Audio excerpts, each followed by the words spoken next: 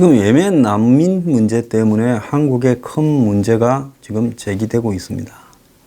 그런데 예멘 난민보다도 더 심한 문제는요, 어느덧 한국에 보면 중국 사람들이 너무 많습니다. 우리 조선족이라고 부르는 동포들이 한국에 와서 일을 하는 부분은 우리가 뭐 그렇다 이해를, 그것도 아주 부정적인 생각을 가진 분이 있지만은 그래도 그 부분에 대해서는 좀 시각이 달라야 된다, 이렇게 보는 사람들도 있습니다. 그런데 중국의 유크들이 평창 올림픽 때 놀러 왔다가 6천 명이나 한국에 지금 주저앉아 있다는 겁니다. 참 심각한데요. 정부가 예멘 난민도 10월 중순에 이제 한 열흘 있다가 이 난민 여부를 결정한다고 합니다. 지난번에 이 정부가 법무부 관계자가 이 심사를 해서요, 난민 심사 대상인 사람이 480명이고 이 중에 464명에 대해서 면접을 완료해서 9월 23일 가족이 있는 23명에 대해서는 인도적 체류를 허가했고 10월 중순에 나머지에 대해 결정을 하겠다고 이야기를 했습니다.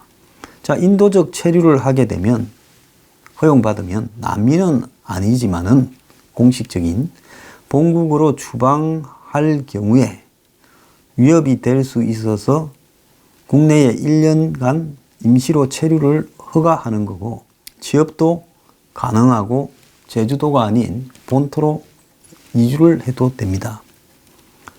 그래서 이 법무부는 인도적 체류를 허가받은 난민 신청자가 이 제주도 밖으로 그러면 이탈해서 잠적하면 어떡할 거냐, 현재 파악이 가능하다고 큰 소리를 치고 있습니다.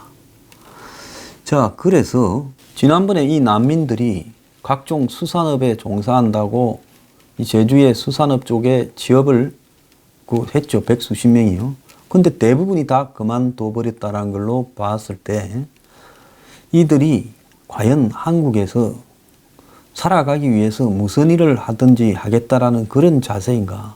아니면 이들이 이제 한국에 돈을 벌러와서 좀 더 편하고 돈을 쉽게 벌 수 있는 부분으로 이렇게 하기 위한 그런 일환으로 난민을 가장해서 들어온 게 아니냐. 또 온 사람들 중에 다수가 젊은 사람들이고 혼자입니다. 그래서 법무부는 이들이 과도하게 경제적 지원을 받는 거 아니냐라는 부분에 대해서 생계비 지원이나 사회보장은 거의 없다고 말을 하고 있지만은 인도적 체류자에 한해서는 취업 활동을 할 수 있고 또 많은 단체들, 특히 좌파 단체들이 지금 제주도 난민들을 먹여주고 제의주고 이것이 마치 자신들의 매우 인도적 역할인 양 하고 있습니다. 저는 난민 문제를 좀 드라이하게 봐야 된다. 난민이라 해서 무조건 아주 부정적으로 바라보고 냉정하게 하는 것도 그건 비판을 받을 소지가 있어요. 그렇지만은 난민이 가지고 있는 우려점에 대해서 드라이하게 객관적으로 바라보면서 이들에 대해서 선을 그으면서 이들 중에 옥석도 분명히 가려야 되고, 그리고 지금 이걸 열게 되었을 때 무수하게 몰려올 난민 문제를 어떻게 할 것인가에 대한 고민들도 이렇게 좀 해야 될 필요가 있다고 봅니다. 제주도 같은 경우에 보면 도민이 65만 명인데 제주도 공무원 숫자가 한 10,000명쯤 된다는 거예요. 이런저런 공무원 다 합치면요. 그리고 이제 불법 체류자가 한 10,000명쯤 된다는 겁니다. 중국 계통이 엄청 많겠죠. 자, 그리고 난민 신청을 한 합법적 체류자, 유학생까지 이렇게, 유학생이 제주도에 2,000명이라는 거예요. 그래서 이 제주도에 엄청난 지금 외국인들이 있다라는 겁니다. 공식적으로 얼마 전에 감사원이 지금 한국에 유학생을 가장을 해서 들어와 있는 외국계 불법 체류자도 수천 명일 걸로 짐작이 됩니다. 몇 년 전에 감사원이 한 200명 지적을 했는데 그들도 나가지도 않고 머물고 있다는 거예요. 그런데 지금 얼마 전에 나온 자료에 보면 이 한국의 법무부가 보고한 불법 체류 외국인이 33만 5천 명이고 지난해 23만 2천 명이라 했는데 9만 8,000명 정도가 증가했다는 거예요. 그래서 불법 체류 외국인 중에 장기 체류자가 9만 명쯤 되고 단기 체류자가 24만 명쯤 된다는 겁니다. 자, 이렇게 외국인들이 불법 체류하는 것이 많은 나라. 자, 여기에 이제 또 기가 찬 일이 벌어졌습니다. 평창에 놀러 온 유크 한 6천 명이 돈 벌러 눌러 앉았다는 거예요. 중국 하얼빈에서 농사를 짓던 숭이라는 35살짜리 사람은 평창 올림픽에 관광객으로 서울에 와서 평창 근처에도 가지도 않고 브루커가 일러준 경기도 한 아파트 건설 현장에 가서 곧바로 일하면서 9개월째 지금 건설 일용직 노동자로 일하고 있는데 인천공항에서 한 버스에 20명이 탔는데 브로커가 했겠지요. 그 20명이 다 관광은 아니고 불법 일하러 왔다는 겁니다. 그래서 이 사람이 한국에 입국하고 취업하는 대가로 800만 원을 줬다는 거예요. 브로커한테. 그럼 이 사람은 최소한 한 3년은 일을 해야 재미를 볼 수 있겠죠. 그래서 이 사람이 지금 지난달에 23일 일하고 300만 원을 벌어서 중국에서 1년 동안 농사를 지은 소득 160만 원의 2배에 가깝대요. 한 달 만에. 그러니 올 수 있으면 다 오지 안 오겠습니까? 중국의 농민들요. 1년 소득 160만 원 이것도 많은 거예요. 한 달에 10만 원 번다고 이야기도 있습니다. 그래서 평창 올림픽 때 유커가 사드 때문에 중국이 한국에 가지 마라 이래서 많이 안 왔어. 평창 올림픽에는 올림픽 티켓 등을 산 중국인에 한해서 무비자 입국을 허용을 했습니다. 그러다 보니 평창 올림픽 기간 중에 무비자 입국을 이용해 방한한 중국인이 3만 4천 명이 들어왔다는 거예요. 이 중에 한 5,887명이 중국으로 돌아가지 않고 불법 체류를 하고 있다는 겁니다. 자, 평창 올림픽에 무비자로 이렇게 입국을 유커가 하게 되면 그 이후로 중국 사람이 많이 올 거라 기대했는데 올해 1월부터 8월까지 중국 관광객은 305만 명으로 중국이 한한령이라 해서 한국에 가지 마라 이렇게 하기 이전인 2016년에 절반에 불과하다. 겉으로는 이런 거를 풀어서 중국 정부가 완화했다 하지만은 여전히 택도 없이 지금 오는 사람이 적다라는 겁니다.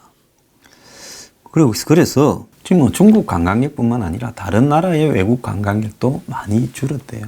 한국에. 자, 그러면서 이제 여행사도 그렇고 면세점이나 호텔도 이제 죽을 입장이 됐다는 겁니다. 그래서 이 시내 면세점은 중국 보따리상 천지가 됐는데 이 보따리상 때문에 매출은 늘은 것처럼 보여도 이들한테는 수수료를 줘야 돼요. 면세점이. 따이꿍이라고 부르는 그 보따리상들이에요. 자, 이런 식으로 파는 게 아니죠. 수수료를 42%를 떼줘서 헛장사를 하고 있다고 합니다. 국내 1위 롯데 면세점은 지난해 매출이 5조 4,500억인데 영업이익은 25억. 그 전해의 영업이익이 3,301억이었는데 99.3%가 줄었다는 겁니다. 다른 지금 면세점이 있는 호텔도 다 비슷하다는 거예요. 매출이 조금 늘었는데 영업이익이 이렇게 100분의 1 토막이 나버리는 이유는 뭔가 하면 이 따이꿍이라는 것들을 유치해야 끝으로 매출이라도 유지가 돼서 이들을 서로 유치하려고 이 전에 전쟁을 면세점들이 벌인다는 거예요. 그래서 평소 30% 수준이던 손객 수수료를 한쪽에서 35% 올리니까 서로 올려서 이제는 42%까지 올랐다는 거예요. 라는 사람들이 100만 원어치를 구매하면 42만 원을 돌려준다는 겁니다. 참 기가 찬 현실이 벌어지고 있습니다. 그런데 호텔들도 지금 사정이 더 나쁘다는, 최근에 호텔들 엄청 생겼죠. 서울 시내에요. 오피스텔도 호텔 개조하고 일반 건물도 호텔로 개조했는데 3년 전에 10만 원 넘게 팔던 객실을 6, 7만 원에 내놔도 절반도 차지 않고 용산에 1,700개의 객실을 가진 드래곤 시티 호텔 같은 경우에는 투숙률이 30% 안팎이랍니다. 그래서 시내 호텔이 2012년에 서울 시내 161개였는데 지금 400개라는 겁니다. 이렇게 늘었는데 한때는 호텔이 부족하니 어쩌니 하더만은 지금은 이제 호텔이 방이 남아 돌아서 심각하다는 거예요. 3년 이내 호텔 20%가 문을 닫을 거다 하고 호텔로 짓다가 용도를 바꾸어 가지고 의료시설로 바꾸고 있다 하고 여행사들도 개점 휴업 상태라고 이야기를 하고 있습니다. 자, 그런데 심지어 지금 암호화폐 시장이 아직도 붕괴 안 되고 유지되는 데는 중국에서 금지된 비트코인 등 암호화폐 관련 부분이 한국으로 지금 들어왔다. 또 중국인들이 지금 큰 자본이 한국으로 들어와서 지금 대림동부터 시작을 해서 곳곳에 지금 집을 사들이고 있다. 심지어 연남동 일대도 중국 사람들이 많이 사들였다. 이런 이야기까지도 지금 바다합니다. 자, 제주도를 중심으로 해서 중국 사람들이 진출하는 데마다 환경이나 조건은 황폐화되어 갑니다.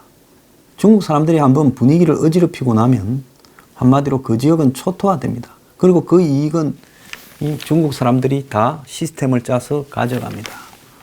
자, 그런데도 지금 이 문 정권은 예멘 난민 문제에 있어서 인도적인 척, 아마 노벨 평화상을 받고 싶어서 그러는지 유별나게 지금 예멘 난민 문제를 가지고 특이하게 행동하고 있어요. 거기에다가 지금 친중 정책으로 인해서 중국 사람들이 한국에서 활개를 치고 있습니다. 자, 말이 6,000명이지 6,000명이나 되는 사람이 올림픽 한다고 와가지고 주저앉아서 지금 돈을 벌고 있습니다. 자, 한 달에 300만 원을 번다지 않습니까? 그 속에서요, 한국 사람들은 일용직 일자리도 지금 가지지 못합니다. 일단 중국 사람이 이런 브로커를 통해서 자기들이 지금 짜놓은 그런 노가다 현장에 들어가면 거기서는 한국 사람이 견디지를 못하고 도태됩니다. 자, 우리 청년들은 아까 제가 이야기했죠. 알바 일자리도 구하기 힘들어서 난리인데 중국 사람들은 한 달에 노가다에서 300만 원씩을 버는 일이 지금 벌어지고 있고, 이제 이들이 자기들끼리의 한국에서의 각종 소사이어티를 갖추어 가고 있어요. 조폭 조직도 생기고 범죄 조직도 생기고, 그러면서 자기들끼리의 지금 이런 기반들을 곳곳에 굳혀가고 있습니다. 자, 중국은 한국의 대기업들, 중국에 진출한 대기업들을 지금 거의 빈털터리로 내쫓고 있습니다. 유통부터 기업부터요. 그런데 한국은 왜 중국에게 이토록 관대한가? 자, 이것이 문 정권의 친북 친중적인 형태에서 또 문 정권이 마치 진보적인 척하는 위선을 떨면서 무슨 상을 욕심을 내거나 또 다른 이유 때문에 이렇게 행동하고 있는 거 아니냐. 자, 한국 사람들의 삶이 파괴되고 있는데 우리가 해외에서 한국에 불법 입국하는 사람까지 신경을 써야 됩니까? 미국의 트럼프 한번 보십시오. 미국의 전통적 가치, 다민족 국가라는 미국에서도 지금 국경을 차단하고 난립니다. 근데 지금 한국에서 벌어지는 이런 꼬락서니들은 기가 찬 지경입니다. 이게 지금 한국이 무너져가는 현상의 일부라고 저는 보고 있습니다. 자, 요 근래에 중국인이 제주도의 땅을 이제 어지간히 올랐으니까 팔고 제주도 땅을 판 돈을 가지고, 제주도에 워낙 중국인이 땅을 사는 부분에 대한 부정적인 여론이 높지요. 그리고 땅값도 어지간히 올랐어요. 그러니까 이제는 차익을 이렇게 회수하고 팔고 이제 서울과 경기도, 인천에다가 땅을 사 제끼고 있습니다. 서울, 인천에 천수백 필지의 땅이 지금 드러난 것만 해도 중국 쪽에 넘어갔고, 경기도의 중국 사람들의 보유 면적이 한 90% 정도 늘었고, 강원도에도 한 70% 정도 늘었다고 하는 겁니다. 그러니까 중국 사람들이 이 제주를 팔고 강원, 경기, 서울, 인천 지역에 지금 땅을 갖다가 사들이고 있다는 거예요. 자, 그래서 지금 우리나라에 이 땅을 가지고 있는 이 순서로 보면 중국인의 부동산 매입이 5년 사이에 5배나 올라가지고 이 사람들이 전 세계 좀 잘 나가는 도시에는 닥치는 대로 부동산을 삽니다. 자, 사서 조금 묻어놓고 그동안에 뭐 영업도 하고 이러면 결국은 올라가더라는 거예요. 자, 그런데 중요한 것은 그냥 이렇게 불법 체류해서 돈 벌어가는 것보다 더 위험한 것이 지난 2016년 통계만 하더라도 중국인이 한국에 이렇게 투자한 해량이 땅이 79만 평이라는 거예요. 그래서 다른 나라들에 비해서 압도적이었다 했는데 이제 한 2년이 더 경과되었으니까 엄청난 땅들을 중국인이 국내 부동산들을 매입했다고 이렇게 보고 있습니다. 그래서 중국인들이 지금 평창에는 땅을 사가지고 거기에는 투기를 하고 그래서 평창 나들목 인근과 이런 데는 중국인 땅들이 지금 대부분이래요. 그리고 중국인들이 사들인 그 땅에는 한 10명 중 9명은 거주하고 있지 않다고 합니다. 집중적으로 서울 영등포와 구로동의 부동산을 매입했는데 여기는 10명 중에 8명이 실제로 산다라는 거예요. 중국 사람들은 중국이 지금 경제가 상당히 우려스러운 상황으로 가고 있다는 걸 압니다. 그래서 중국의 경제가 좀 문제가 생기거나 중국 정권의 어떤 자세나 태도가 바뀌게 되면 일제히 도망을 가가지고 살기 위해서 가까운 나라의 그 근거지들을 찾고 있어요. 근데 일본 같은 경우에는 만만치 않죠.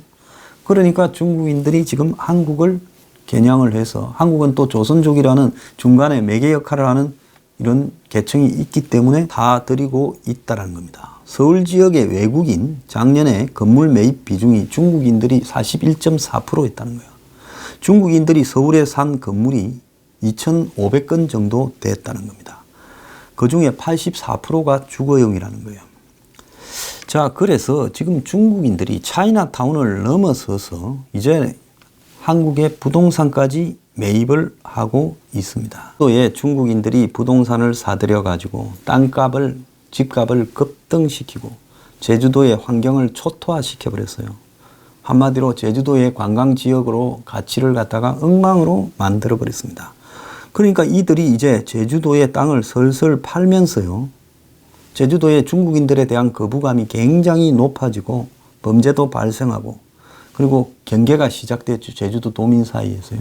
그러니까 이들이 이제는 이제 본토로 수도권을 중심으로 또 평창이 올림픽 현장을 중심으로 이제 땅을 쭉 사들이고 있는 부분입니다. 이걸 정권이 방치를 해서 되느냐? 외국인 토지 소유에 대해서 특히 중국인의 한국의 토지 확보에 대해서 저는 상당히 정부가 규제를 가해야 된다고 생각을 합니다. 거꾸로 한국 사람이 중국의 베이징이나 상하이 가서 부동산을 사들였다 칩시다. 그 소유권들이 안정적으로 유지될 수 있겠는가? 여러 가지 문제가 있을 수 있죠. 한국의 재벌 기업들도 중국에 가서 사업을 하다가 이런저런 사유로 심지어 위생검사하고 보건검사하면서 막아가지고 쫓아냅니다. 그런데 한국은 중국에 봉의되어 가고 있어요.